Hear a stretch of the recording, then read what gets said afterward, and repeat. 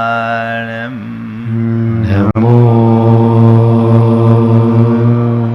अरिहन्ताणं नमो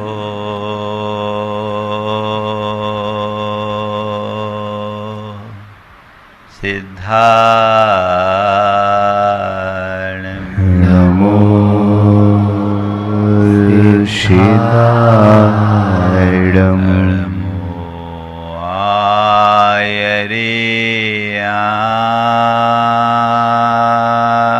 आयर्याणं नमो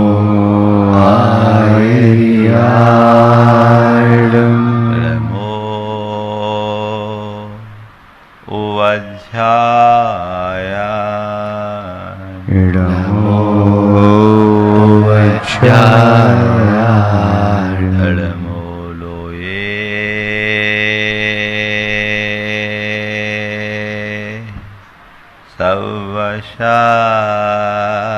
सवशाहुनं नमो लोये शवशाहुनं एसो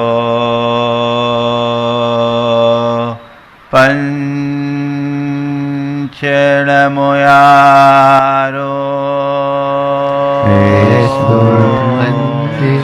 नमो यारो सवपावपणाशिनो शवपावपणाशिनो मङ्गलाळं च सवेसिं मङ्गलाळं च शवेशिं परमं हो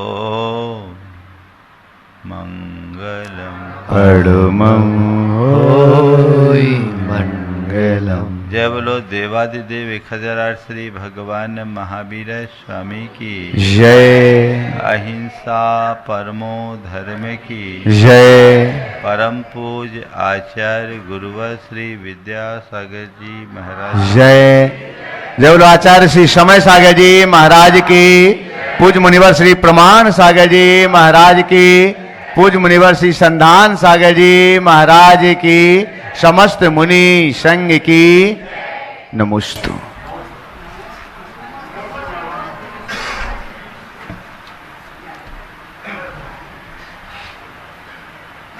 हमारे जीवन में दो तरह की धारा है। एक वह जो अपनी दिशा में गतिमान होकर परिपूर्णता को प्राप्त होती है, और दूसरी वह जो दिग्भ्रमित होकर नष्ट भ्रष्ट हो जाती है। समझने के लिए जैसे नदी की धार बहती है, अपने लक्ष्य से अनुबंधित होकर सतत प्रवाहित होती है, तो वह धारा विशाल सागर में परिवर्तित हो जाती है। वही नदी की धार यदि कहीं एक जगह रुक जाती है, उसका प्रवाह बंद हो जाता है और वह नदी नदी न होकर एक पोखर के रूप में परिवर्तित हो जाती है। सतत प्रवाहित होने वाली नदी सागर का रूप धरती है, तो ठहर जाने वाली नदी पोखर में परिणत हो जाती है। हमारा जीवन भी कुछ ऐसा ही है। यदि हमारे जीवन में सतत प्रवाहशीलता हो, तो हम अपने इस क्षुद्र जीवन को विराट स्वरूप प्रदान करने में समर्थ हो सकते हैं। उसकी जगह यदि हमारे जीवन का प्रवाह रुक जाए, तो हम अपने पूरे विराट जीवन को यूं ही क्षुद्र बना लेते हैं। हमारे ऊपर है कि हम क्या कर रहे हैं। और इसके लिए हमारे यहाँ एक बात कही गई कि मनुष्य को आगे बढ़ना है तो वह कर्मशील बने, उद्यमी बने, उत्साह से भरपूर रहे, अपने जीवन के क्रम को सतत आगे बढ़ाने के लिए उल्लसित रहे, उत्साहित रहे। हम अपने अंदर झांक कर देखें, मेरे अंदर की परिणति क्या है। एक परिणति ये है कि कुछ भी हो मुझे आगे बढ़कर अपने लक्ष्य को पाना है, और दूसरी परिणति है कि चलो जो हो रहा है होने दो।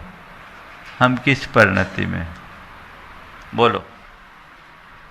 जो आगे बढ़ने के लिए उत्साहित होता है उसको बोलते हैं कर्मठ,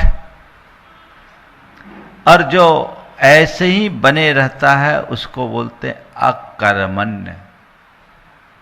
अकर्मण्य यानी निकम्मापन, निठल्लापन, निष्क्रियता, जीवन में जैसा उत्साह होना चाहिए उसका अभाव। हम देखें हमारी स्थिति क्या है। हमें अपने भीतर की अकर्मण्यता को पहचानना है। कहने को हम भले अपने आप को बड़े कर्मठ व्यक्ति के रूप में मान लें, लेकिन कई बार ऐसा देखने में आता है कि हम कर्मठ होने की जगह भी अपने अंदर अकर्मण्यता को पालते रहते हैं, जो हमारे जीवन के लिए ठीक नहीं रहता। जो काम करने योग्य समय में भी अपना कर्तव्य न करे, योग्य समय पर जो अपना कर्तव्य न करे, वह आलसी और अकर्मण्य कहलाता है।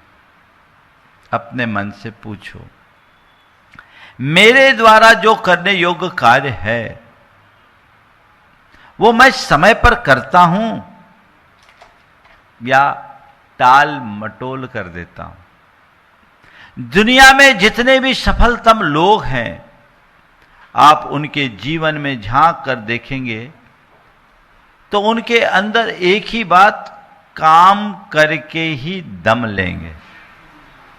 और कुछ है, हाँ सब जो हो रहा है चल रहा है, चलने दो, उससे काम नहीं होगा। 4 सूत्र हैं जो अकर्मण्यता के स्वरूप को उद्घाटित करते हैं। सबसे पहला, अकर्मण्यता का अर्थ केवल शारीरिक आलस्य नहीं, मानसिक निष्क्रियता है। आलसी उसको बोलते हैं जो कुछ करना नहीं चाहता है, बैठा रहता है, निठल्ला रहता है। लेकिन अकर्मण्यता जब हावी होती है तो शारीरिक आलस के साथ मानसिक निष्क्रियता भी बढ़ जाती है। सब ठीक है, छोड़ दो, चलेगा। हमारे अंदर ऐसी परिणति तो नहीं है। संत कहते जीवन को ऊंचा उठाना है तो अकर्मण्य नहीं, कर्मी योगी बनने का लक्ष्य रखो। यदि तुम चीजों को बस जो जैसा चल रहा है चलने दो, तो तुम अपने जीवन में जो अर्जित करना चाहते हो या जिसके लिए तुम्हारा जन्म हुआ उसे हासिल नहीं कर पाओगे। यदि अपने जीवन के चरम लक्ष्य को प्राप्त करना चाहते हो, जीवन को चरम ऊंचाई तक पहुंचाना चाहते हो, अपने जीवन के मूलभूत उद्देश्य को हासिल करना चाहते हो, तो मन में सतत उत्साह रहना चाहिए काम करके आगे बढ़ने का। दूसरा लक्षण है कर्म के समय तटस्थ रहना, अपनी क्षमता को नकार देना।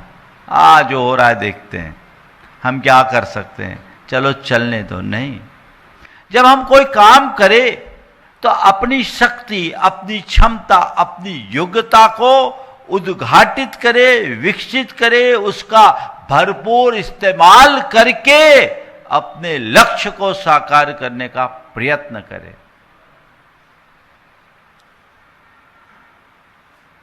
क्षमता न होना कोई बड़ी बात नहीं है, पर क्षमता के अनुरूप काम न करना बहुत बुरी बात है। अपनी जितनी क्षमता है उसका दोहन करो, अपनी जितनी योग्यता है उसे उद्घाटित करो, उसे सही दिशा में नियोजित करो, तब जीवन उपलब्धि में जाएगी।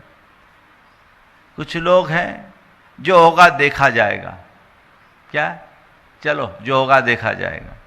ये भी अकर्मण्यता को बढ़ाने वाली बात है। जो होगा देखा जाएगा ये दिमाग से हटाओ।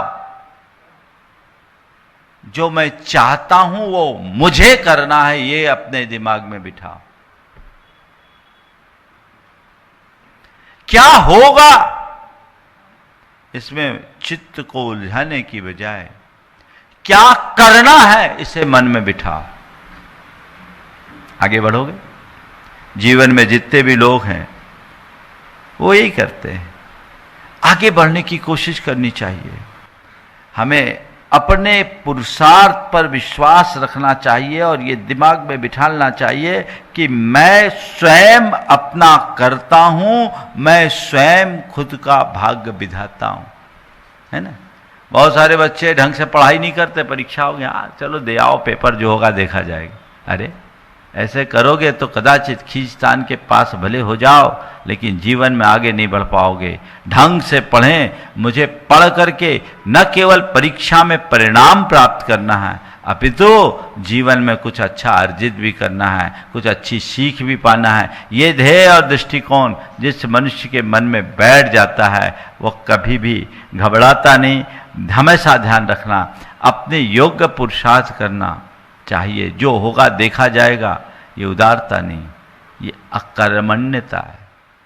हम जो करेंगे वही होगा, ये धारणा अपने मन में बनाओ, तब अपने जीवन को आगे बढ़ाया जा सकता है। अब इसका कारण क्या है? कुछ जो लोग काम करते हैं उनकी टेंडेंसी ऐसी होती है। क्यों व्यक्ति अकर्मण्य होता है?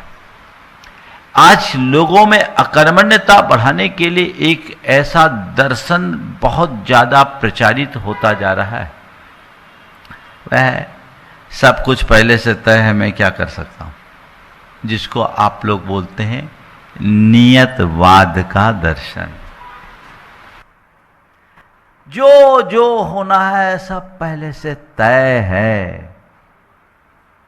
इस दर्शन ने, इस दृष्टिकोण ने हमारी पूरी युवा पीढ़ी को निठल्ला बना दिया, अकर्मण्य बना दिया। उसके अंदर जो स्वयं को आगे बढ़ाने की क्षमता थी उसे मंद कर दिया।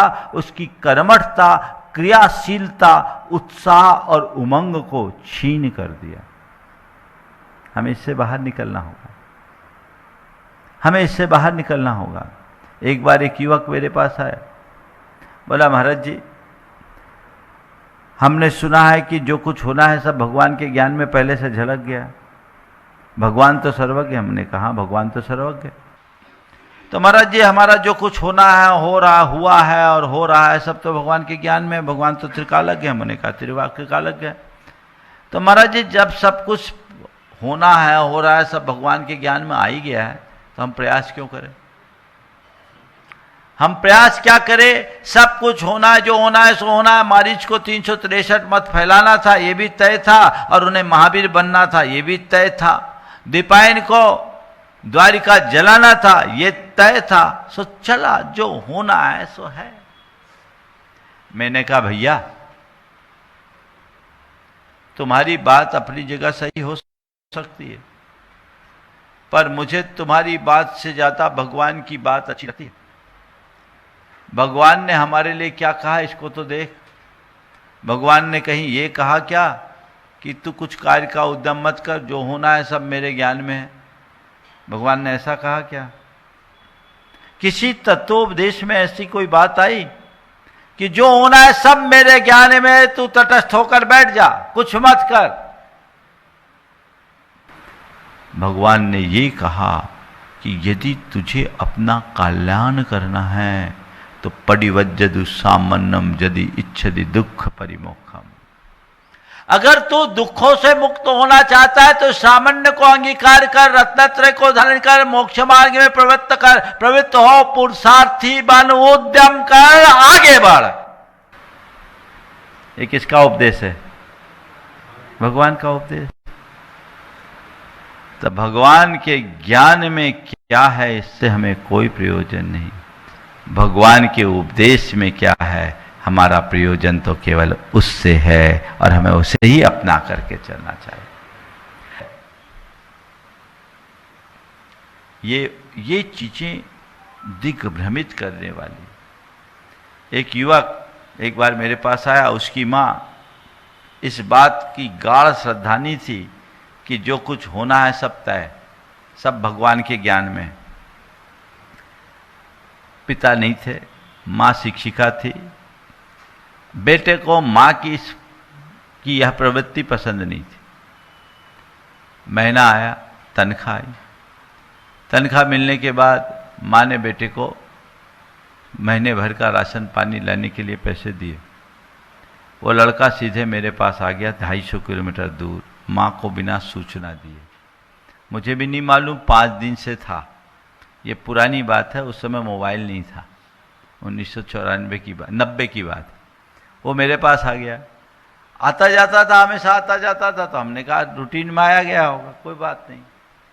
5 दिन तक उसने घर में कोई सूचना नहीं दी और घर पूरे लोग बिल्कुल घबरा उठे कि बेटा कहाँ गया, कहाँ गया, कहाँ गया। मालूम पड़ा कि यहाँ है। माँ घबराए हुए आई और आकर के पूछी कि बेटा तू यहाँ क्यों आ गया और कोई सूचना नहीं दिया, हम कितने परेशान हो गए। बेटे ने कहा माँ परेशान क्यों हुई, ये सब तो भगवान के ज्ञान में पहले से झलका हुआ। तू परेशान क्यों हुई, ये सब भगवान के ज्ञान में पहले से झलका हुआ था। अगर तेरा इस पर श्रद्धा है तो तुझे रोना नहीं चाहिए था। मैं तो ये देखना चाहती थी कि तू ये बातें केवल शास्त्र की गद्दी में बोलती है या जीवन में भी उतारने। ओम शास्त्र केवल शास्त्र की गद्दी में बोलती है या वहीं से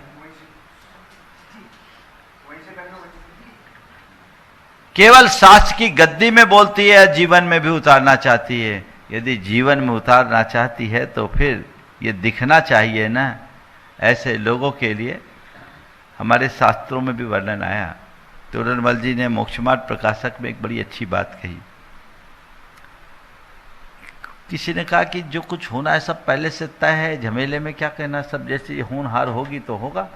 तो उन्होंने कहा जब तेरा यहू श्रद्धान है तो किछु भी कार्य ने का उद्यम मत कर, तो खान पान व्यापार आदि में तो उद्यम करे और यहाँ होनहार बतावे हैं। सो जानिए है तेरा साचा श्रद्धान यहाँ है नाही, झूठे मात झूठी माना दिखते बातें बनावे। कह रहे भाई तेरा यही श्रद्धान है तो कुछ मत कर।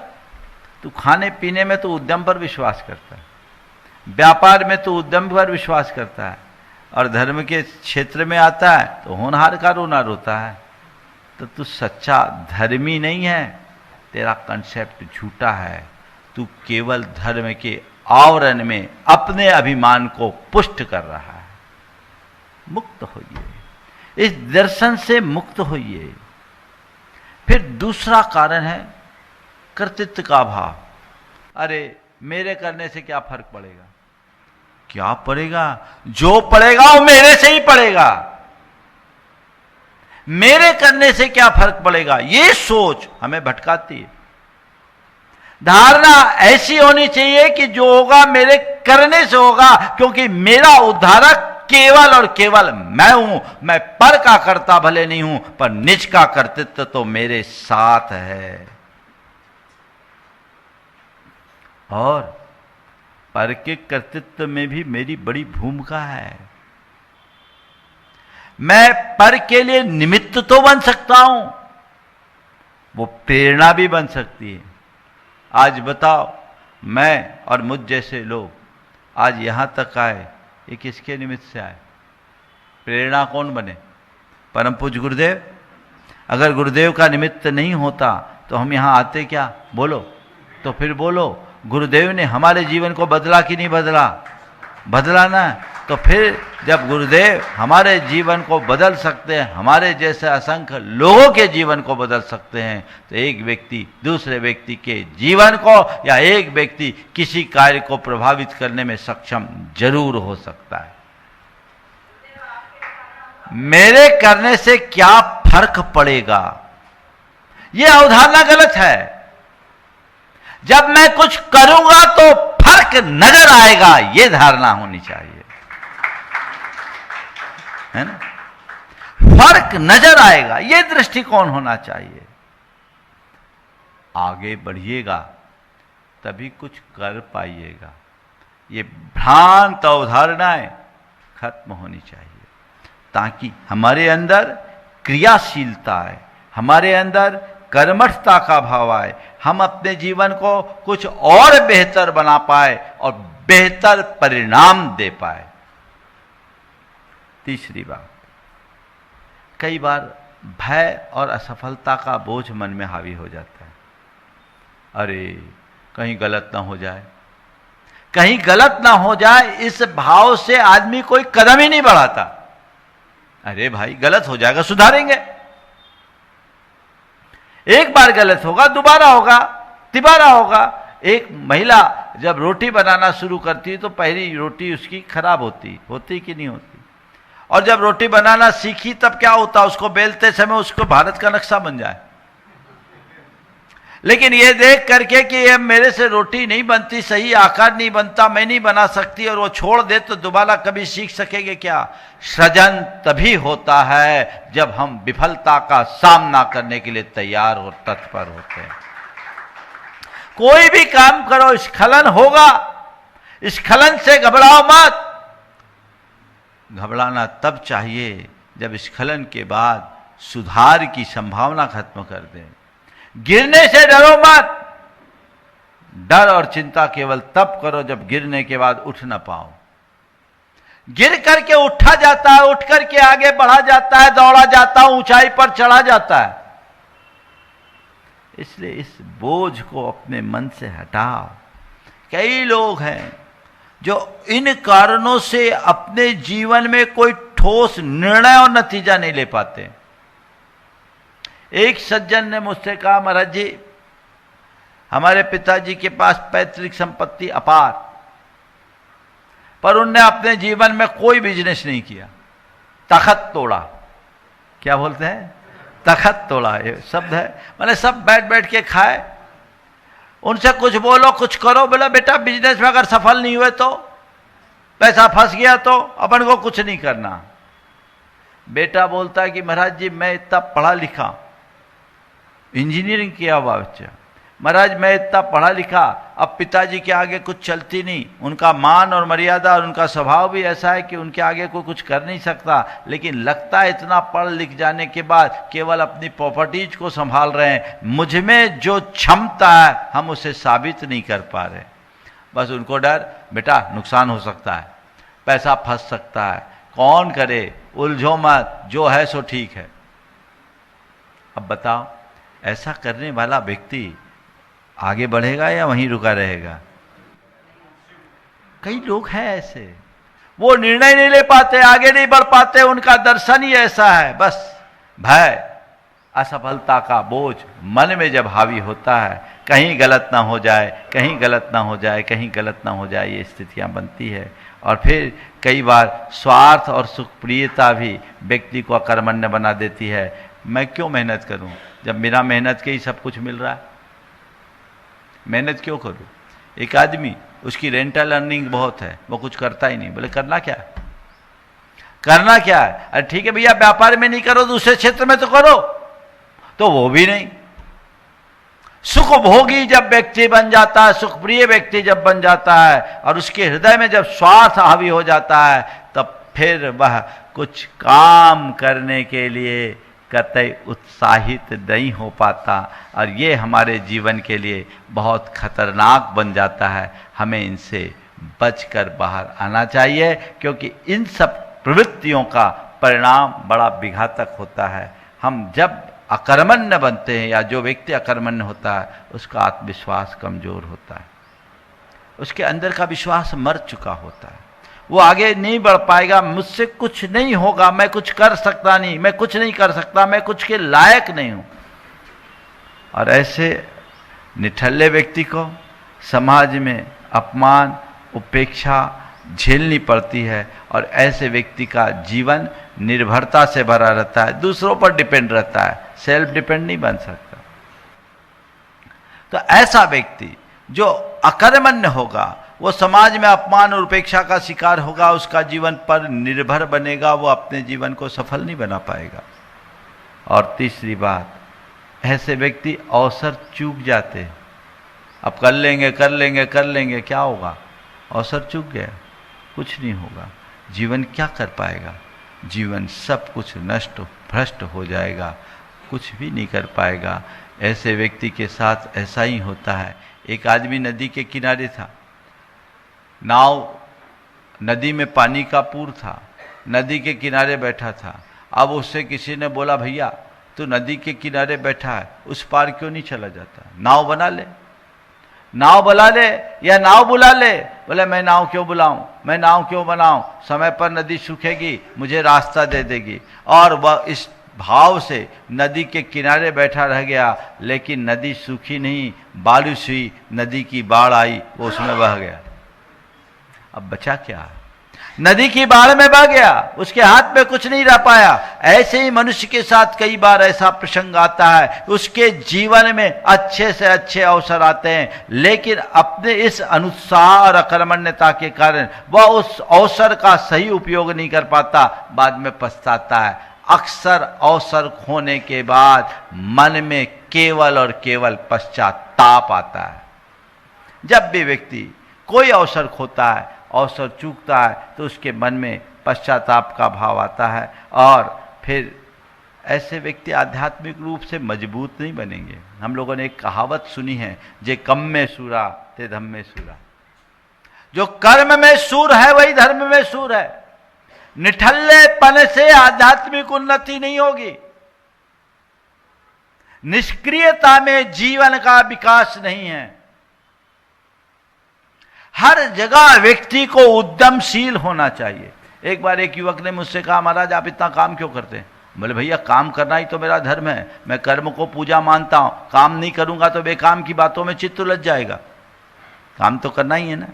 ठीक है, तुम लोग व्यापार करोगे, व्यवसाय करोगे, वो तुम्हारा लक्ष्य है, क्योंकि तुम्हारा लक्ष्य पैसा कमाना है, और हमारा लक्ष्य अपनी चेतना को परिष्कृत करना है, अपने जीवन को बदलना है, अपनी चेतना को ऊपर उठाना है। तो वह भी तभी संभव होगा जब मैं उसके लिए क्रियाशील रहूंगा। यदि मैं अपने उद्देश्य के प्रति समर्पित होकर उसके प्रति क्रियाशील ना हूं तो कुछ कर पाऊंगा क्या?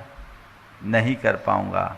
तो बंधुओं, हमें इस बात को ध्यान में रखना चाहिए, जिसने कर्म का मार्ग त्याग दिया उसके जिज्ञा विकास वहीं रुक जाता है। इसलिए पुरुषार्थी बनो, उद्यमशील बने, और जीवन को आगे बढ़ाने का हम सब सतत प्रयत्न करें। ऐसा प्रयत्न करेंगे तो जीवन आगे बढ़ेगा। जितने लोग उच्च स्थान को प्राप्त किए, चाहे आध्यात्मिक हो या लौकिक जगत में, आप देखो वो कितने कर्मठ रहे, क्रियाशील रहे। मोक्ष मार्ग में तो श्रमण बनना पड़ता है। श्रमण बनने का मतलब ही है जो श्रम करे सो श्रमण, जो पुरुषार्थी बने, जो उद्यमी बने, वो श्रमण है। और बिना उद्यम के हम अपना उत्थान नहीं कर सकते, ये सत्य है। अनेक महापुरुषों ने, चाहे वह तीर्थंकर परमात्मा हो या अन्य, उनने अपने जीवन को जो ऊंचाई तक पहुंचाया इसी कर्मठता के बल पर। मनुष्य अपने पुरुषार्थ के बल पर साधारण जीवन को भी असाधारण प्रतिष्ठा प्रदान कर सकता है। और लौकिक क्षेत्र में भी ऐसे अनेक उदाहरण मिले जिनने किसी काम को छोटा नहीं समझा, अपने उद्देश्य को अपने सामने रखा और उद्देश्य के प्रति समर्पित होकर जीवन को ऊंचाई तक पहुंचाया। एपीजे अब्दुल कलाम, हम लोगों ने उनके बारे में सुना, जिनने अपने एक मछुआरे के बेटे के रूप में जन्म लेने वाला एक साधारण सा इंसान देश का सर्वोच्च नागरिक बन गया, देश का प्रथम नागरिक बन गया, मिसाइल मैन के नाम पे अपनी पहचान बना लिया। और उसने कहा, सपने वे नहीं जिससे जो नींद में आए, सपना वह है जिससे नींद उड़ जाए। वो सपने मत देखो जो नींद में आए, सपना ऐसा देखो कि नींद उड़ जाए। ये बहुत बड़ा बोध वाक्य है। ये मनुष्य की कर्मठता और क्रियाशीलता का परिचायक है। उन्होंने अपने जीवन के प्रारंभिक दिनों में अखबार बेचा। जितने भी लोग हैं उनके जीवन में झांक कर देखोगे तो उनका प्रारंभिक जीवन संघर्षों से भरा मिलेगा। और गुरुदेव हमेशा कहते हैं कि बिना संघर्ष के उत्कर्ष नहीं हो सकता, संघर्ष में ही उत्कर्ष है। इसलिए संघर्ष करो, और संघर्ष करने की भावना और प्रेरणा केवल तब और तब जगेगी जब आप अपने उद्देश्य को सामने रख करके चलोगे, अपने लक्ष्य को सामने रख करके चलोगे तो आगे बढ़ोगे। नहीं तो फिर तो चल रहा है सो चल रहा है, चल रहा है सो चल रहा है, बस चलता ही रहता है। एक आदमी बड़ा आलसी था। अब आलसी आदमी तो बस जो हो रहा है सो हो रहा है। एक दिन कहीं उसको जाना था, वो आधा घंटा पहले पहुंच गया। लोगों को बड़ा आश्चर्य हुआ, ये आलसी आदमी समय पर तो कभी पहुंचता ही नहीं, पहुंच गया तो पहुंच गया, आखिरी तक पहुंचता। सबको यही लग रहा था कि आखिरी तक पहुंचेगा। आधा घंटा बिफोर पहुंचा। लोगों ने पूछा, भैया तू आज इतनी जल्दी कैसे आ गया? बोले क्या बताऊं, गाड़ी चला रहा था, ब्रेक पे पैर लगाना था, एक्सीलेटर पर दब गया। मैंने सोचा कौन पैर हटाए। बनाना है और रोज एक छोटा छोटा संकल्प मन में लें तो जीवन में बहुत बड़ा बदलाव आ सकता है। 4 उपाय से आप अपने अकर्मण्यता को समाप्त कर सकते हैं। सबसे पहली बात, आप कर्म के प्रति निष्ठा जगाएं। पहली बात, कर्म के प्रति निष्ठा जगाएं। दूसरी बात, रोज कर्म निष्ठा जगाने वाले आत्म सुझाव अपने मन को दें। तीसरी बात, रोज एक एक छोटा छोटा संकल्प ले कि आज मुझे ये काम करना है। ऐसा काम जिस काम को मैं अक्सर टालता रहा, उस काम को आज मुझे करना है, ये संकल्प ले और करके दिखाएं सक्रियता के साथ। तो कर्म के प्रति निष्ठा, रोज आत्म सुझाव, छोटा छोटा संकल्प और उस संकल्प को पूर्ण करने की सक्रियता, ये चारों बातें जीवन में आत्मसात कर ले तो आपके जीवन में बहुत बड़ा अंतर आ सकता है। वो आपके जीवन को उपलब्धि के नए मुकाम तक पहुंचा सकती है। हमेशा एक बात को ध्यान में रख करके चलना है कि अकर्मण्यता हमारी आत्मा का तिरस्कार है और समय का अपमान।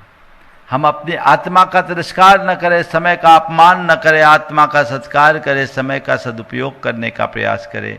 हम ऐसा काम करें जिसमें कर्म का वर्ण हो और जीवन का स्तवन हो। अपने कर्म को पूजा माने, आगे बढ़ें और अपने कृतित्व को अपने जीवन की साधना बनाएं ताकि अकर्मण्यता से मुक्ति पा सके। छोटा सा भावना योग इस अकर्मण्यता के निवारण के लिए मेरे साथ आप सब करें। आंखें बंद कर ले, सहज आती जाती सांसों का एहसास करें।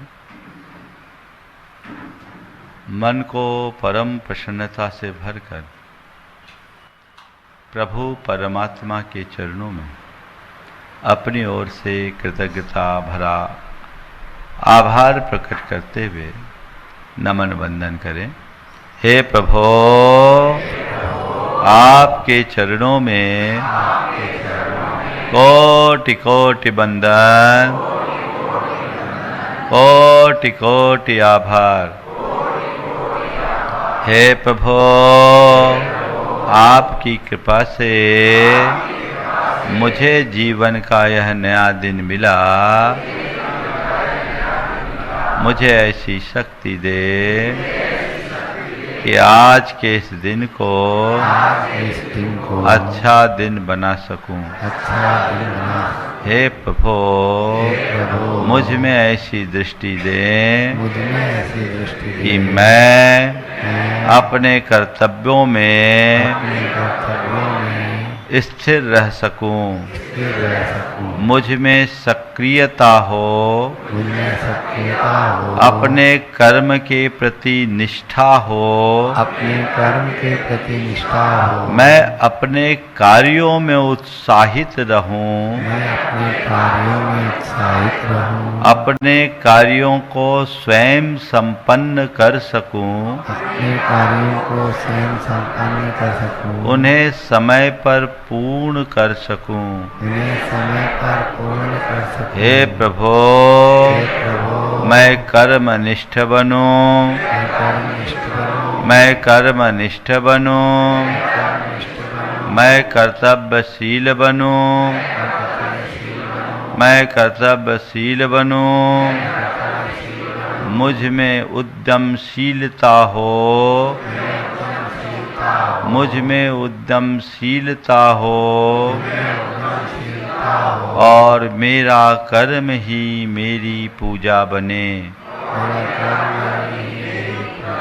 मेरा कर्म ही मेरी पूजा बने। हे प्रभु, अपने मन के आलस और अनुत्साहवश आलस और अनुत्साह के कारण बीते दिन में मैंने अनेक बार अपने कर्तव्यों से दूरी रखी, उनके प्रति अनुत्साह रखा, अवसरों को टाला, समय का सदुपयोग नहीं किया। इसका मुझे घोर पश्चाताप है। मैं उसकी निंदा करता हूँ और उसका परित्याग करता हूँ। हे प्रभु, मैं यह संकल्प करता हूँ कि मैं कर्मनिष्ठ बनूंगा। मैं कर्मनिष्ठ बनूंगा। मैं कर्मनिष्ठ बनूंगा। मैं कर्मनिष्ठ बनूंगा। अपने कार्यों के प्रति उत्साहित रहूंगा। अपने कार्यों के प्रति उत्साहित रहूंगा। अपने कार्यों के प्रति उत्साहित रहूंगा। अपने कार्यों के प्रति उत्साहित रहूंगा। मैं अपने कर्म को ही अपना धर्म समझूंगा। मेरा कर्म ही मेरा धर्म है। मेरा कर्म ही मेरा धर्म है। मुझ में आनंद है। मुझ में आनंद है। मुझ में उत्साह है।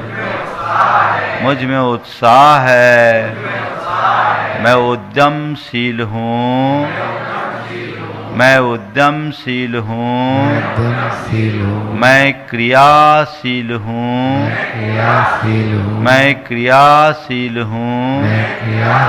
मैं कर्मनिष्ठ हूँ। मैं कर्मनिष्ठ हूँ। मैं ऊर्जावान हूँ। उद्यमशीलो हम। उद्यमशीलो हम।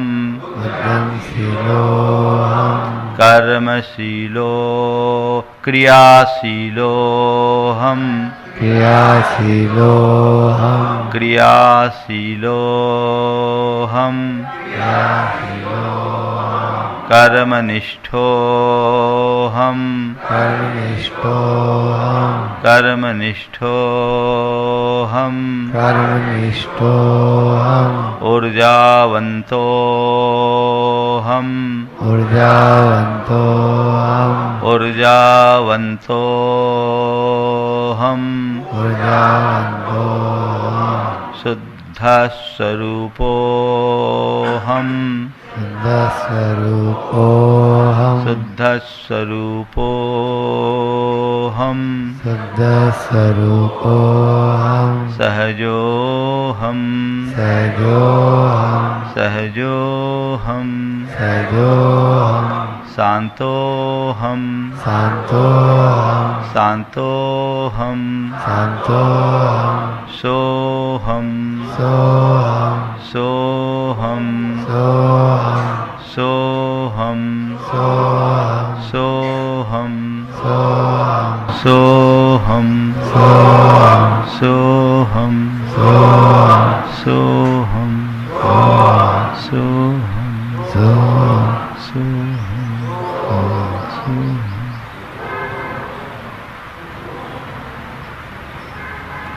सहसांत निश्चेष्ट बैठे अपने आप को अनंत ऊर्जा, उमंग और उल्लास से भरा महसूस करे।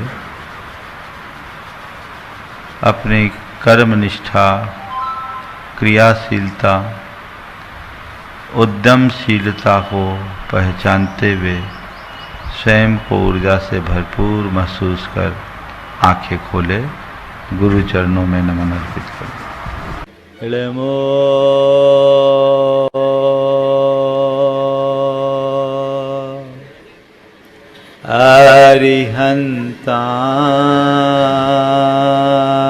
अरिहन्ताणं नमो अरिहन्ताणं नमो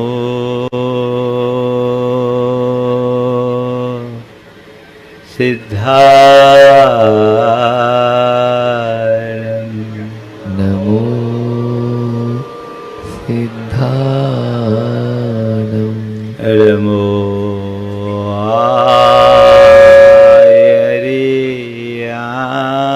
आयर्यानं नमो आयर्याणं नमो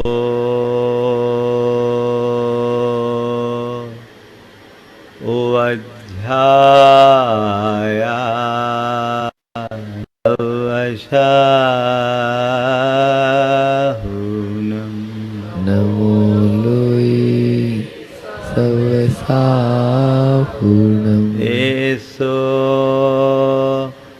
पंच अळमोयारो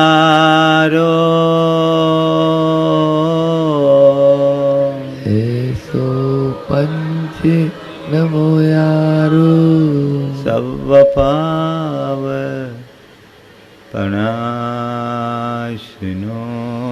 सर्व पाप पणासिनो मंगलाळं च सवेसिं मंगलाणं च सवेसिं पढ़मं होय मंगलम् परमं होय मंगलम्। जय बोलो देवादिदेव 1008 श्री भगवान महावीर स्वामी की जय जय जय अहिंसा परमो धर्म की जय जय जय परम पूज्य आचार्य गुरुवर श्री विद्यासागर जी महाराज की जय जय जय बोले परम पूज्य मुनि श्री प्रमाण सागर जी महाराज की नमोस्तु गुरुवर। कहते हैं कि सूरज उगता है तो कमल खिल जाता है। आप लोगों का भी हृदय कमल खिला खिला दिख रहा है। खिला है कि नहीं खिला? क्यों खिला? हाँ, संत के दर्शन से कुछ पल को हृदय कमल खिलता है और जो संत को हृदय में बसा ले उसका जीवन कमल सदा सदा को खिला रहता है। जीवन में 4 बातें बहुत जरूरी है: श्रद्धा, भक्ति, सेवा और समर्पण। जीवन के कल्याण के लिए ये कीमिया सूत्र है। आज के इस दौर में श्रद्धा बहुत दुर्लभ होते जा रही है। श्रद्धा होती भी है तो बड़ी सतही होती है। संत कहते हैं आंतरिक श्रद्धा होनी चाहिए और सच्ची श्रद्धा होनी चाहिए।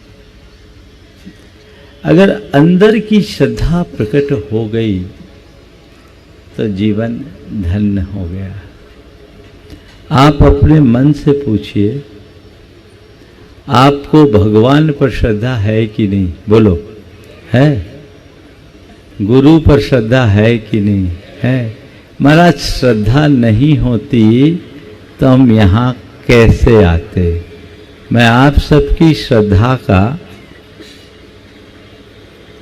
अनुमोदन करता हूँ, श्रद्धा की सराहना करता हूँ, लेकिन थोड़े गहरे जाओगे तो लगेगा हमारी श्रद्धा में कोई पोल है।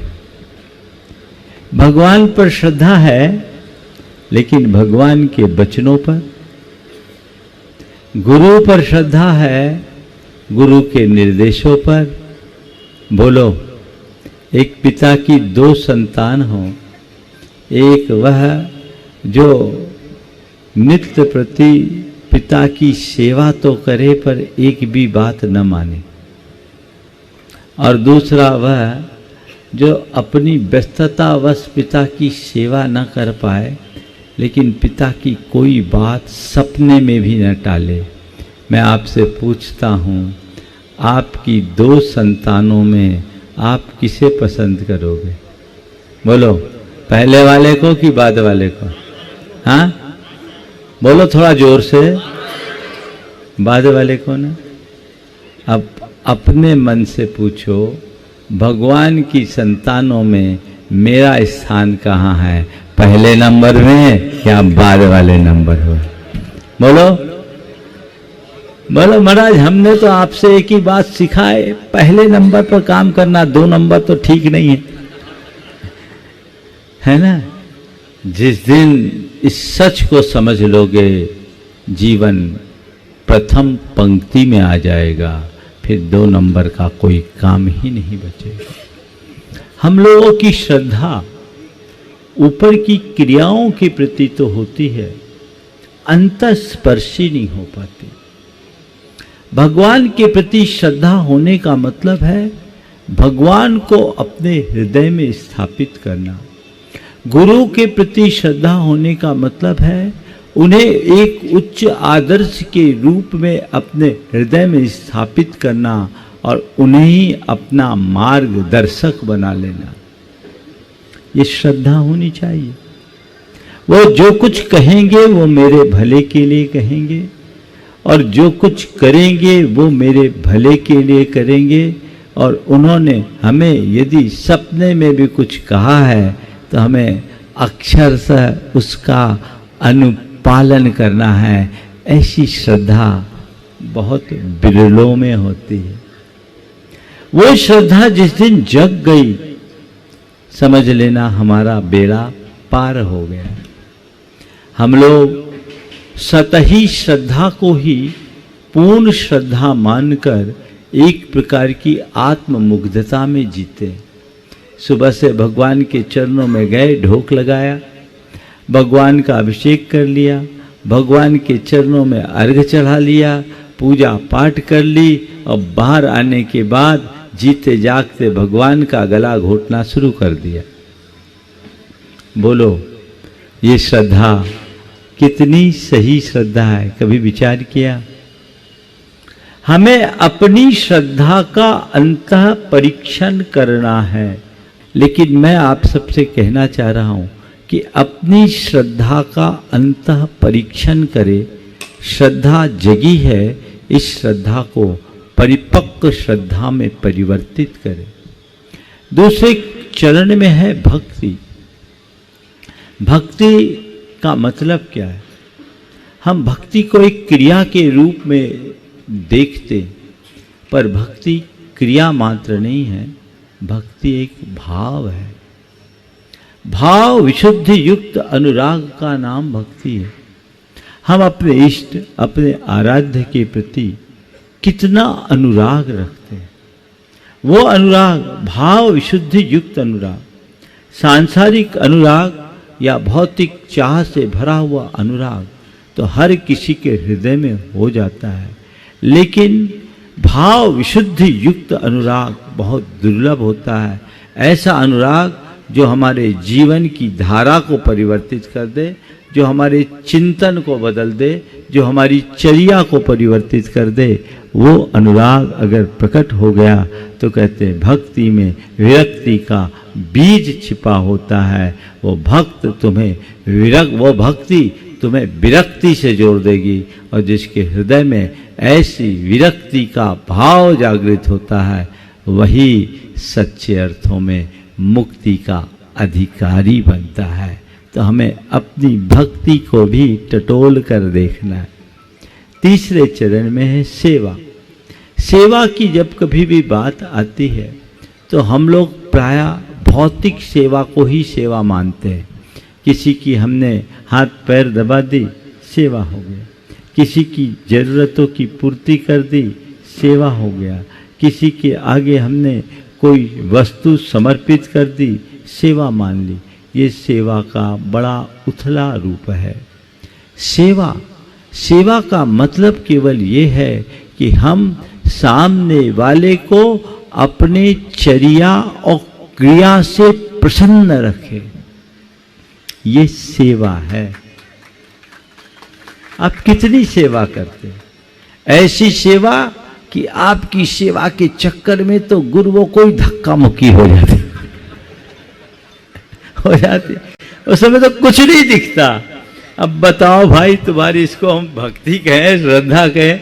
अभी चले आ रहे थे आपकी महापौर जी को, तो फिर साइड हटना पड़ेगा, धक्का मुक्की में कुछ नहीं दिखता। मैंने कहा महाराज ही को नहीं देख रहे तो किसको देखेंगे, है ना। एक बात बोलता हूं बीच में, जब भी गुरुओं का समागम हो ना, सबसे ज्यादा अव्यवस्था कौन करते मालूम? जो हमारे दोनों बाजू में चलने वाले वॉलेंटियर होते हैं। आप हमारे बराबरी में चलते हैं, इससे ना किसी को दर्शन मिल पाता ना कुछ, और धक्का मुक्की आप करते। कुछ व्यवस्था की जरूरत नहीं पड़े, यदि आप अनुशासित होकर हमारे पीछे चलना शुरू कर दे। सबको साथ चलना है ना। सब साथ चलना चाहते तो आओ ना, हमारे पास पर्याप्त वैकेंसी है, परमानेंट साथ हो। लेकिन वो नहीं होगा, फोटो में साथ चाहिए, है ना। तो वो परिवर्तन होना चाहिए, वो बहुत जरूरी है। ये प्रण कीजिए कि हमें गुरु से 2 कदम पीछे चलना है, गुरु के अनुगामी बनना है। आप दोनों पार्श्व भागों से घेर लेते हो, कई बार हम लोगों को भी आप लोगों के पैर लग जाते हैं, चलना भी मुश्किल हो जाता है और किसी को दर्शन नहीं मिलते।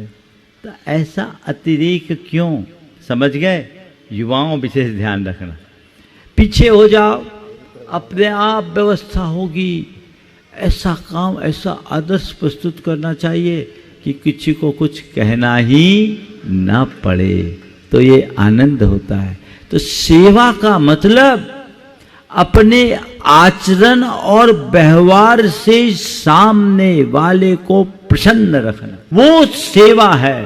तुम सामने आ सको ना आ सको कोई बात नहीं, भौतिक रूप से कुछ दे सको न दे सको कोई बात नहीं, लेकिन तुम्हारा आचरण, तुम्हारा व्यवहार ऐसा हो जिसे सुन करके तुम्हारे गुरु और प्रभु को भी ये खुशी हो कि वाकई में मेरा भक्त अच्छा भक्त है, वो अच्छा काम कर रहा है। दूर बैठ करके भी सेवा हो गई। अपने को उस स्थान पर लाकर खड़ा करना। और चौथी बात है समर्पण। समर्पण यानी अपनी इच्छा शक्ति, अपनी निर्णय शक्ति और अपनी समझ शक्ति को अर्पित कर देना, जो भक्ति का चरम रूप है। अगर तुम्हारे हृदय में समर्पण है तो अब मेरी अपनी कोई इच्छा नहीं, सामने वाले की इच्छा ही मेरी इच्छा है, क्योंकि हमने अपनी डोर उसके हाथ में सौंपी है, जो कुशल पतंगबाज है, जो मेरी डोर को कटने नहीं देगा। तो हमें सोचना क्या? एक बार सोच लिया, अब फिर दिमाग नहीं लगाना। अपनी इच्छा लगाओगे तो आकुलता पाओगे, और जाहि विधि राखे राम ताहि बाद विधि रहिए। सीताराम सीताराम सीताराम कहिए की बात को चरितार्थ कर लोगे तो जीवन की धारा बदल जाएगी। अपनी इच्छा शक्ति को अर्पित करना। फिर इच्छा अर्पित करने के बाद निर्णय शक्ति। अब मेरा कोई निर्णय नहीं, सामने वाले ने जो निर्णय दे दिया मेरे लिए वह पत्थर की लकीर है। इसको बोलते हैं निर्णय शक्ति और समझ। अब उनके आगे मेरी कोई बुद्धि नहीं, मैं बिल्कुल अंगूठा छाप। मैं आप लोगों के पास सब तरह के प्रश्नों का उत्तर देता, पर गुरुदेव के पास जाता तो एकदम अंगूठा छाप बन जाता। क्यों? अरे भाई, जिनने हमें सब कुछ दिया उनके आगे अपना दिमाग चलाना मेरा धर्म ही नहीं। पर कुछ लोग ऐसे होते जो गुरुओं को भी ज्ञान देना शुरू कर देते। कभी कभी तो कहते रहे थोड़ा महाराज को समझाओ, है ना। अब ऐसे समझदारों से हम क्या कहें। वो परिवर्तन होना चाहिए, ध्यान रखना। भक्त के हृदय में श्रद्धा और भक्ति होती है, पर समर्पण केवल शिष्य के हृदय में जगता है। अपने अंदर वो समर्पण का भाव जगाना चाहते हो तो शिष्यत्व को जगाना पड़ेगा। इन चारों बातों को हमें अपने जीवन में आत्मसात करने की जरूरत है। परम पूज्य गुरुदेव केवल जैनों के नहीं रहे, उन्होंने संपूर्ण जनता जनार्दन के लिए, संपूर्ण राष्ट्र के उत्थान के लिए अपना मार्गदर्शन दिया। वे एक ऋषि तो थे ही, पर उन्होंने ऋषि कर्म के साथ साथ राष्ट्र कर्म भी किया है।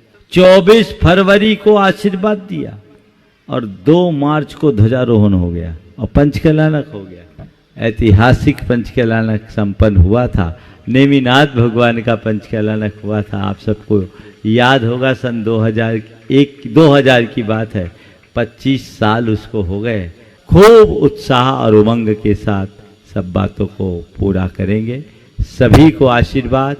लेकिन इतने बड़े संत जो शताब्दियों तक अब दोबारा नहीं मिलने वाले, उनकी अभिवंदना में हम जितना कर सके वो कम है, क्योंकि उन्होंने जो हम पर, इस देश पर और देश की जनता पर उपकार किया है, उसे हम युगों युगों तक नहीं चुका सकते, उसे हम कभी पूरा नहीं कर सकते। तो ये तो करना ही चाहिए। कदम से कदम मिलाकर, समय की अल्पता में आप लोगों ने ढंग से भी उनका सत्कार भी नहीं किए। ऐसे लोगों का सत्कार तो हमेशा करना चाहिए, और लोगों का सत्कार तो फिर भी मिल जाता है, हो जाता है। लेकिन गुरु भक्ति में जो सेवा और समर्पण का भाव प्रदर्शित करते हैं, उन सबका हृदय से सत्कार आप सबको करना चाहिए। आप बचा दे। निस्वार्थ भाव से सेवा करना बहुत दुर्लभ होता है। आज आदमी सब कुछ दे पाता है, समय नहीं दे पाता। और मैं कहता हूँ, समय देना बहुत बड़ा दान है। दान से बड़ा योगदान है। हम जो भी ऐसा योगदान दे, उनकी हमें सराहना करनी चाहिए। इसी भाव के साथ मैं विराम ले रहा हूँ।